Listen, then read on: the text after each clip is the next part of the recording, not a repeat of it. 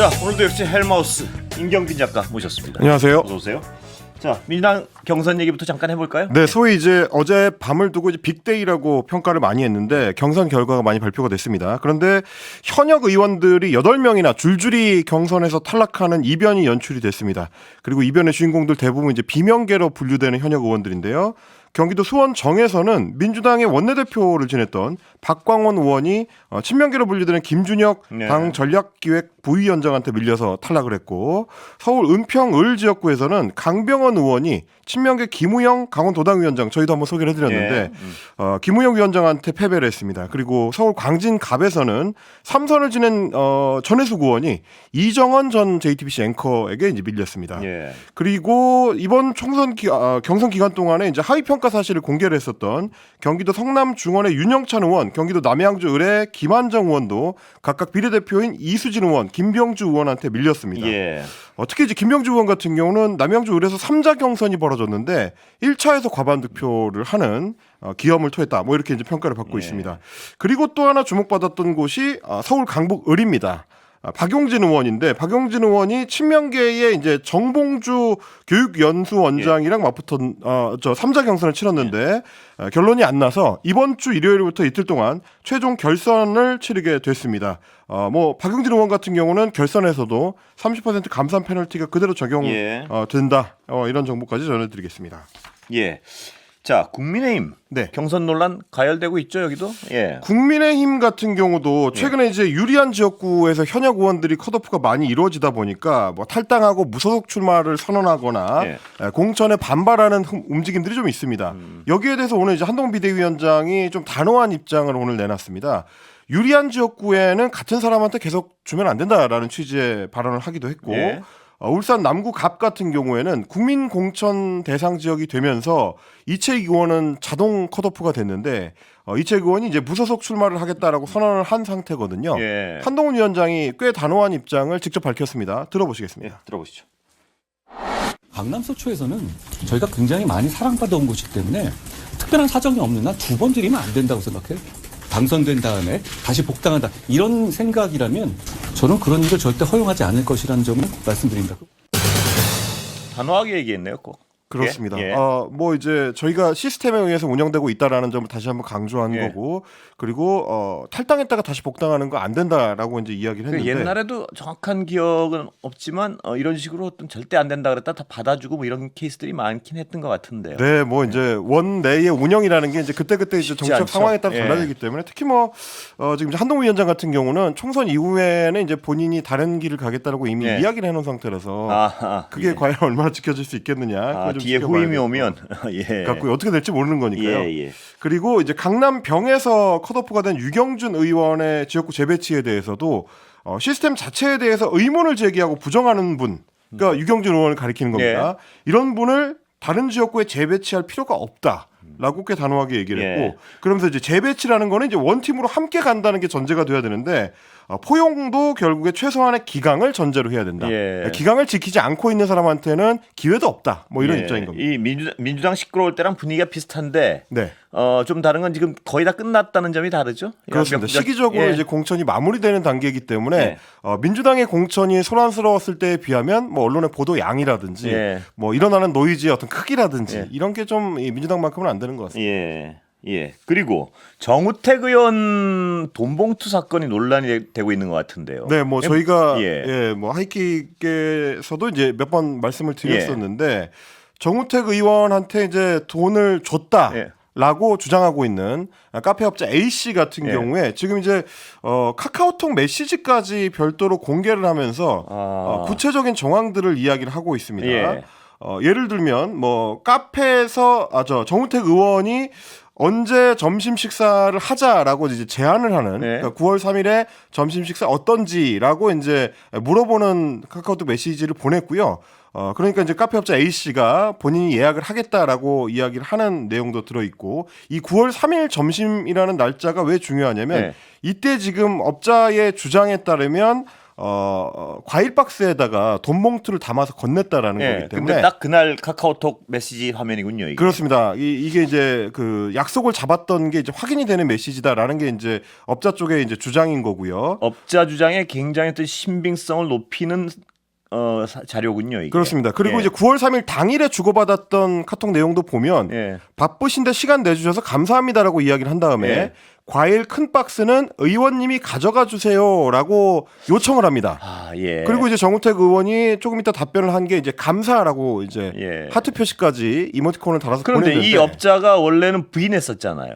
그렇습니다. 여기서 예. 이제 중요한 게 이 과일 큰 박스인데 예. 업자의 주장에 따르면 예. 과일 큰 박스 안에 예. 봉투 100만 원이 들어있는 현금이 들어있는 100만 원짜리 현금 봉투를 담아서 보냈다라는 예. 거기 때문에 뭐 이 사람의 주장에 따르면 어쨌든 돈 봉투가 전달된 정황을 스스로 이제 입증하는 이제 카카오톡 메시지를 지금 뭐 내보낸 수사 등이 이루어져야겠지만 네네네. 요것만 보면 그 과일 큰 박스를 강조하는 게 조금 그렇긴 합니다. 보면 그 박스에 돈이 들어있으니까 강조했다는 어떤 정황, 뭐 의심 이런 게 또 가능한 어떤 문자 같기도 합니다. 그렇습니다. 예. 어제 이제 A 씨의 그 변호사가 예. 공개한 뭐 다른 자료들을 보니까 거기에 이제 별도의 메모로 적어놓은 것들이 있더라고요. 누구한테 얼마를 전달했다 아, 이런 예. 것들을 메모를 해놓은 게 있어서 그것도 다 지금 이제 경찰에 제출이 됐다고 하니까 수사가 이루어지면 사실관계가 맞는지를 아마 경찰에 따져보게 될 거고요. 이건 사실관계 명확히 가려야 될 것 같은데요. 이 정도 자료가 나왔으면. 그렇습니다. 예. 정우택 의원 측에서는 이제 강하게 부인을 하고 있습니다. 예. 이거는 선거철마다 악의적으로 돌아오는 정치 공작의 아, 일종이다. 예. 수사를 통해서 진실이 명명백백하게 밝혀지기를 바란다.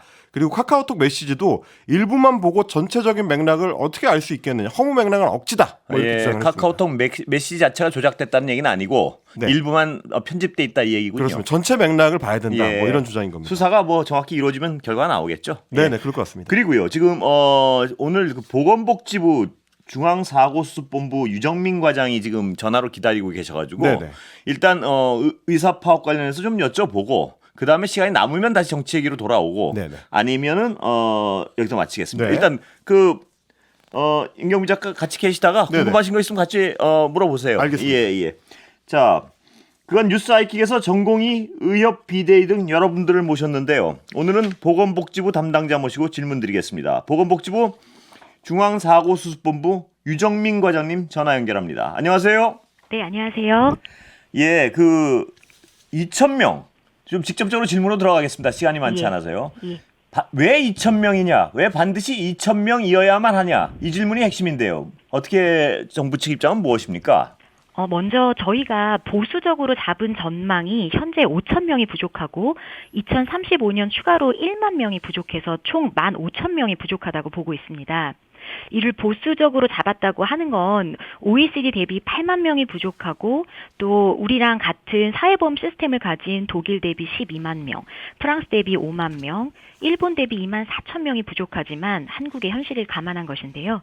그 수요가 급증해서 2035년에 입원 수요는 1.5배 늘어나는데 또 의사가 고령화되면서 70세 이상 의사는 한 3만 명이 됩니다. 그래서 최소 1만 명 확충이 필요한데 그러면 왜 2,000명이냐? 이제 우선 2,000명 육성이 가능하다는 교육 여건을 좀 확인을 했고요. 그리고 2025년에 당장 2,000명을 늘려도 전공의는 2031년, 전문의는 2036년에 배출되기 때문입니다. 저희가 전문의 취득 비율이 한 80에서 90% 정도인 점을 감안하면 2,000명을 5년에 걸쳐 늘리면 2035년에 1만 명에 못 미치는 숫자가 전공의로 배출돼서 1만 명 공백을 가까스로 해결하지만 1,000명씩 그 이하로 늘리면 2035년에 1만 명이 부족함에도 5,000명도 안 되는 숫자만 추가 배출되고 이로 인한 과장님, 왜곡이 발하기 때문입니다. 예, 시간 때문에 예. 잠깐 말씀을 좀 끊었는데요. 죄송한데요. 예. 2,000명, 그러니까 의대 정원에 증원이 필요하다는 건 국민적 공감대가 있습니다, 분명히. 예. 그런데 왜 2,000명이냐를 여쭤봤는데 이제 여러 가지 어떤 사정을 말씀하셨는데 예. 그게 어떤 어제도 저희 전공 교수님 모셔가지고 디테일이 없다. 뭐냐면 2,000명을 던져놓고 나중에 정부랑 어떤 의사협회랑 타협하는 모양새를 보여주기 위한 거 아니냐. 2,000명을 왜 이렇게 고집하느냐. 뭐 이런 얘기도 적지 않습니다. 왜냐하면 이런 식으로 강대강으로 가면 결국 피해를 받는 건 국민들인데 한 번 결코 물러서지 못하겠다 이 말만 반복하고 있는 것이 과연 바람직한 것인가? 이런 의문에 대해서 어떻게 답하십니까? 그러니까 지금 말씀드린 근거에 의해서 지금 10,000명을 채우기 위해서 가까스로 2,000명을 늘려야 된다라는 정책적 결정이기 때문에 이건 어떤 협상이 대상이 아니라는 점을 좀 분명히 말씀드리겠습니다. 오히려 과거에 다른 선진국은 의대 정원을 늘리는 동안 우리는 10%를 감축을 해서 지금 이 부족 상황이 더 커졌는데요. 이것이야말로 정치적인 이유 때문에 후퇴한 것이기 때문에요. 저희는 2025년 증원이 차질 없이 이루어지도록 좀 후속 절차를 이행해 나갈 계획입니다. 예, 과장님. 그 선거를 앞두고 어떤 정치적 행위 아니냐는 의심을 하는 쪽이 있어서 여쭤보는 건데요. 다시. 예. 어떤 합의나 이런 건 절대 없다. 2,000명은 끝까지 유지한다. 이렇게 받아들여도 되겠습니까? 지금 2,000명 증원에 대해서는 정책적 결정이기 때문에 그리고 또 많은 국민 여러분들께서 또 지지를 해주고 계시고 또 다른 한쪽에서는 3,000명 이상을 늘려야 된다라는 주장도 있는 상황입니다. 그래서 특정 직역과 이렇게 무슨 협상을 한다는 방식은 아니라는 말씀을 드리고요. 저희는 집단 행동을 접고 대화의 장으로 나오면 이런 부분에 대해서 충분히 설명드릴 계획입니다. 예, 의사단체 쪽에서는 절대 지금 양보 못한다. 그쪽도 강대강 입장은 마찬가지인데요. 어떻게 이 사태를 풀어나갈 수 있습니까? 지금 우선 그 집단 행동으로 인한 이런 의료 현장의 혼란을 최대한 저희가 빨리 수습하려고 하고 있고요. 그래서 그 비상진료 체계를 통해서 이제 환자의 그 중증이나 응급 상황에 공백이 없도록 저희가 최선을 다하고 있고 사실 이 부분이 원래 의료 체계가 작동했어야 되는 부분이 있는데 그 정상화하는 과정을 밟으려고 하고 있습니다. 그리고 이제 말씀드린 것처럼 저희가 그 집단 행동을 접고 대화를 한다라고 한다면 언제든지 논의를 할 수 있기 때문에 이러한 부분들은 지금 그 대화의 장으로 나올 수 있는 그런 설득은 계속 진행해 나갈 계획입니다. 예, 과장님 저도 한 가지 좀 여쭤보겠습니다. 근데 이제 아마 의사협회라든지 혹은 이제 전문가들이 계속 이제 계획에 대한 현실성을 질문을 하는 게 지금 우리가 한 해에 3,000여 명 정도 의사를 뽑아서 이제 기르고 있는데 내년에 당장 2,000명을 갑자기 늘리게 되면 기존의 이제 양성 시스템 하에서 이게 감당 가능한 수준이냐라는 의문들이 좀 있는 것 같습니다. 그래서 지금 이제 대안으로 제시하는 게 예를 들면 내년에 한 500명 정도 늘리고 그 다음에 700명 정도 늘리고 이렇게 순차적으로 감당 가능한 수준을 조금씩 늘려서 나중에 이제 목표치를 잡아나가는 방식이 현실적이지 않느냐 이런 질문들도 있는 것 같습니다. 예, 그거는 이제 2,000명이 감당 가능하지 않다라는 전제 하에 그냥 그거를 다 못 받고서는 이제 검토되는 부분인 것 같습니다. 저희가 2,000명 양성은 가능하다라는 부분은 이제 대학의 교육 역량 등을 이미 사전 조사를 통해서 한번 이제 스크리닝을 했고요. 그리고 지금 국립대를 중심으로 교수 정원을 2027년까지 일단 1,000명 더 늘리겠다라는 계획도 발표를 했고 이게 대학병원 전반으로 이루어질 수 있도록 해 나갈 계획입니다. 그렇기 때문에 그 정부가 이런 의학 교육의 질 제고를 위해서는 투자를 아끼지 않겠다고 했고요. 이를 계기로 오히려 정체돼 있었던 의학 교육을 좀 더 글로벌 스탠다드나 선진 수준으로 높여야 되고 또 의대 정원 규모가 너무 작으면 의학 교육의 질이 떨어진다라는 주장조차 이제 의료계에서 제안을 했었던 부분입니다.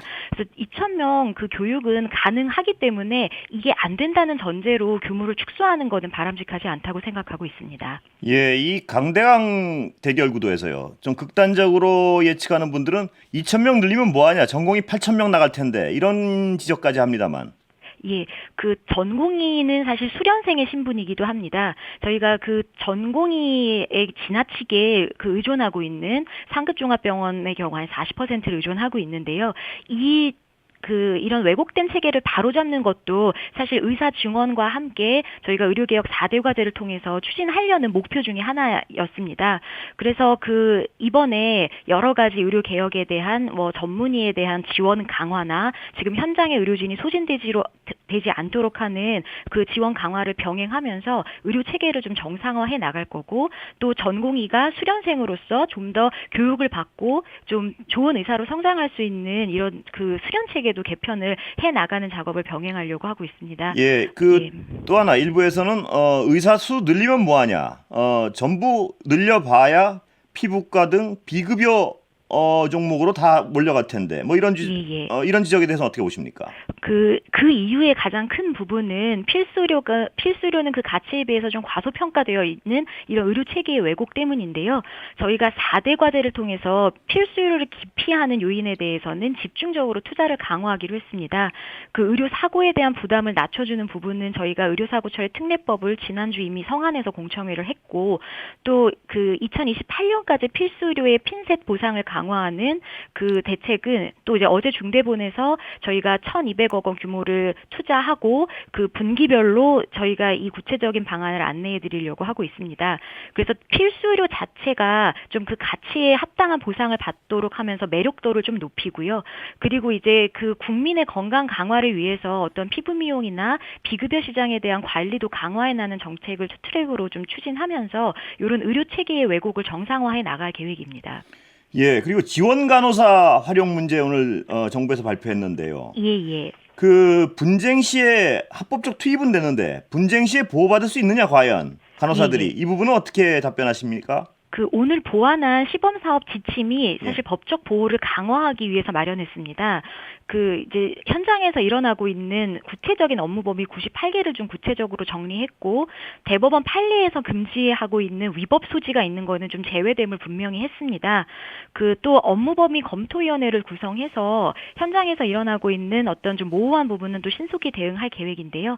합법적으로 이루어지는 행위인 만큼 법적 보호가 충분히 이루어질 수 있도록 저희가 끝까지 관리할 계획입니다. 예, 그런데 관련해서 간호법 말씀입니다. 예. 간호법도 뭐 이제 심폐소생술, 약물 투여 뭐 이런 거 하기로 추진한다는 말씀인데 네. 작년에 정작 대통령께서는 거부권 행사했습니다. 이거 급하고 선거 때 문득 꺼내 들었다가 무리가 생기니까 또 이번에 허용한다 그러고 좀 혼선 아닙니까 이게 어떻습니까? 이제 그런 고려는 아니라는 말씀을 드리고요. 그 간호법에 대한 다시 제의를 요구한 거는 좀 그때 수기 과정이 부족했고 우려되는 사항이 몇 개 있었기 때문에 그게 해소되지 않아서 그 정책 결정으로서 합리적으로 의사 결정을 했다는 점 말씀드립니다.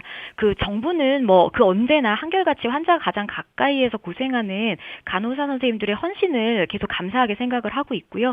이번을 계기로 좀 숙련된 의료인으로 성장해서 경력 발전을 할 수 있도록 저희가 지원을 계속 강화할 계획입니다. 예, 과장님 오늘 여기까지 듣겠습니다. 전화 감사합니다. 예, 감사합니다. 네, 지금까지 보건복지부 중앙사고수습본부 유정민 과장이었습니다. 자, 정치권 얘기 좀 다시 나눠볼까요? 저희가 아까는 이제 그 결과에 대해서만 쭉 말씀을 드렸으니까요. 네. 조금 이제 해설을 좀 해드리자면 민주당의 어제 경선 상황 같은 경우는 지금 이제 전반적으로 정치권에서 해석하기로는 일단 당 내에 민주당 내에 권리당원의 파이가 숫자 자체가 굉장히 커지면서 권리당원들이 이제 경선에서 행사하는 영향력이 상당히 커졌다. 예. 이걸 이제 증명하는 결과를 해석하는 흐름이 하나가 있고요. 또 한 가지는 이제 현역 의원들한테 하위 평가 20% 내지는 10% 평가를 받은 것들이 굉장히 결정적인 감점 요인으로 작용한 결과가 아니겠느냐. 예. 이 두 가지 해석은 있습니다. 예. 그럼에도 불구하고 기존에 지금 당내의 공천 과정에 대해서 반발이 강하게 일어나던 흐름하고는 조금 다른 양상입니다. 어제 그 경선에서 탈락했던 노영민 의원이라든지 노영민 전 비서실장이라든지 강병원 의원이라든지 김한정 의원이라든지 이런 분들이 곧바로 경선 결과를 수용한다는 취지의 입장 발표를 했고요. 박광원 의원도 오늘 마찬가지로 통합과 담대한 변화를 위해서 할 일을 찾겠다라고 하면서 수용하는 입장을 밝혔습니다. 그리고 결선 투표가 예정되어 있는 박용진 의원 같은 경우도 경선 결과가 설마 좋지 않게 나온다고 하더라도 탈당하지 않겠다. 그러니까 탈당하지 않는 바보 같은 정치가 성공하는 스토리를 만들어야 된다. 이런 입장을 밝힌 걸로 봐서는 이 경선 결과가 당내에 추가적인 어떤 갈등 상황으로 번지지는 않을 것 같다. 양상이 좀 바뀐 것 같습니다. 빠르게 어떤 수습을 하면서 전열을 정비하고 있다. 뭐 이런 모양새네요 지금. 네, 뭐 지난달하고는 좀 다른 양상입니다. 여기서 오늘 여기까지 하겠습니다. 임경빈 작가였습니다. 감사합니다. 고맙습니다.